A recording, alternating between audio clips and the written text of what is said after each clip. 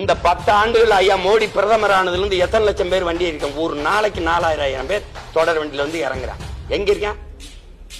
எல்லாருக்கும் வாக்குரிமை கொடுத்தா அவன் ஒரே மொழி இந்திங்கிற அடிப்படையில ஒருங்கிணைஞ்சிருவான். நாங்க தமிழ்ங்கிற அடிப்படையில ஒருங்கு இணையல. நாங்க பெருத்த இனக்கூட்டத்துல பெருத்த எண்ணிக்கையில் இருக்கிறது வன்னியன் தான். ஆனால் ஒரே சாதியாவும் நாங்க ஒன்னா நிக்கல. அடுத்து பறையர் ஒரே சாதியாவும் நாங்க ஒன்னா நிக்கல.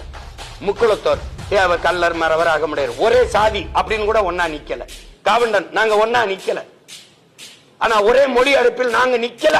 ஆனா அவன் நிப்பான். 1.25 கோடி 1.5 கோடி ஏறிட்டான்னா பெருத்த சாதின்னு நான் பேசிக்க முடியாது.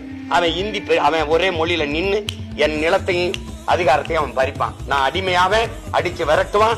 நிலமற்ற அனாதையா நாடற்று ஓடுவேன். இது இந்த பாருங்க, இந்த தலைவனின் மகனை சத்தியம் பண்ணி சொல்றேன் நடக்கும். நீ எழுதி வை. அன்னைக்கு நான் இருந்தா போராடி தடுப்பேன், இல்லைன்னா நீங்க தேடுவீங்க. நடக்கும்.